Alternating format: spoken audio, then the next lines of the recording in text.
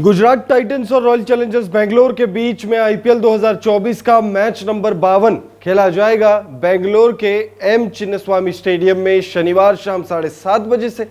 इस मुकाबले से पहले आपको इन दोनों ही टीमों के बीच किस तरह की प्लेइंग 11 हो सकती है, मौसम विभाग ने क्या जानकारी दी है और पिच रिपोर्ट में क्या कुछ कहा गया है। वैसे अगर इस मुकाबले की बात करें तो ये मुकाबला अब कोटा खत्म करने वाले की तरह है, क्योंकि दोनों ही टीमें जो हैं वो लगभग बाहर ही है। रॉयल चैलेंजर्स बेंगलोर तो आप समझ लीजिए कि बाहर हो चुकी है, और वहीं अगर आप गुजरात टाइटंस की बात करें तो गुजरात टाइटंस भी ऑलमोस्ट बाहर हो चुकी है। बस इस मुकाबले को हार जाए तो बाहर ही समझ लीजिए।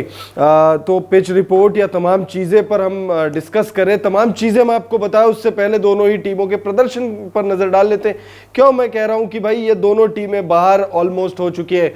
अगर आप पॉइंट्स टेबल पर गौर करेंगे इस सीज़न तो गुजरात टाइटंस और आरसीबी दोनों ही टॉप 4 में नहीं है, बॉटम 4 में है। वहीं आरसीबी जो है 10 में 3 मुकाबले जीते हैं, यानी 4 मुकाबले बचे हैं, यानी चारों भी जीत जाएंगे तो 4, 3, 7 यानी 14 अंक होंगे। 14 अंक पर आप क्वालिफाई कर पाओ बहुत मुश्किल है। और वहीं गुजरात की बात करें तो गुजरात ने 10 मुकाबले खेले हैं, 4 मुकाबले जीते, यानी 4 मुकाबले अगर गुजरात टाइटंस जीत जाए, यानी चारों मुकाबले गुजरात की टीम अगर जीत जाए तो फिर क्वालिफाई कर सकती है गुजरात टाइटंस। अगर एक भी मुकाबला हार जाए तो गुजरात टाइटंस के लिए सफर ऑलमोस्ट फिनिश हो जाएगा। ऑलमोस्ट इसलिए कह रहा हूं क्योंकि आप 14 अंकों के साथ भी क्वालिफाई कर सकते हो, लेकिन 14 अंक में अगर आपको क्वालिफाई करना है तो उसके लिए आपको दूसरी टीमों के प्रदर्शन पर भी निर्भर करना पड़ेगा। अब बात करते हैं पिच रिपोर्ट की। पिच रिपोर्ट क्या कह रही है। बेंगलुरु के एम चिन्नास्वामी स्टेडियम की जो पिच है बैटिंग पैराडाइज है। यहां पर बहुत ज्यादा रन्स बनते हैं, चौके छक्कों की बरसात होती है।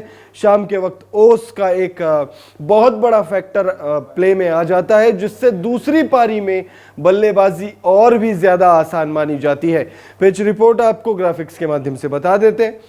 बेंगलुरु के एम चिन्नास्वामी स्टेडियम में बैटिंग करना बहुत आसान है। यह पिच बल्लेबाजों के लिए सबसे बेहतरीन स्टेडियम में से एक मानी जाती है। छोटी बाउंड्री होने की वजह से बल्लेबाज यहां दिल खोलकर चौके छक्कों की बरसात करते हैं। एम चिन्नास्वामी स्टेडियम की पिच लक्ष्य का पीछा करने के लिए जानी जाती है।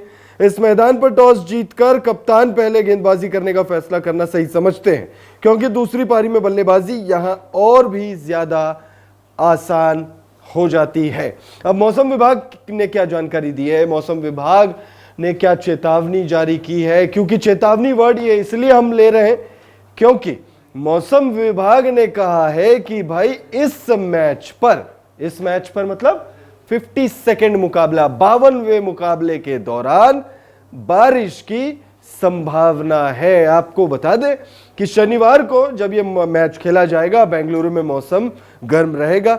गर्म इसलिए क्योंकि भाई मई का महीना चल रहा है और मई के महीने में लगभग भारत के तमाम हिस्सों में गर्मी जो है वो अपने चरम पर, पीक पर पहुंचने की कगार पर होती है।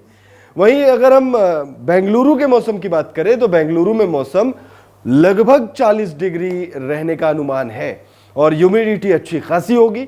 शाम होते होते मौसम में थोड़ी सी गिरावट आएगी, बहुत ज्यादा गिरावट नहीं आएगी, लगभग 30 डिग्री के आसपास का मौसम रहेगा। और बारिश की संभावना, बारिश की चेतावनी, बारिश की दखलंदाजी, चाहे जो कहना है कह लीजिए, होगी मैच के दौरान। मैच के वक्त हो सकता है बारिश कुछ देर के लिए आए या लंबे वक्त के लिए आए, लेकिन हो सकता है 10% चांसेस है बारिश की। ग्राफिक्स के माध्यम से देख लीजिए क्या मौसम विभाग ने कहा है। बेंगलुरु में शनिवार को मौसम विभाग ने जो जानकारी दी है उसके मुताबिक मौसम साफ रहेगा। मैच वाले दिन में तापमान 38 डिग्री के आसपास रहेगी, यानी लगभग 40 डिग्री। तो वहीं शाम होते होते तापमान 27 डिग्री के आसपास पहुंच जाएगी।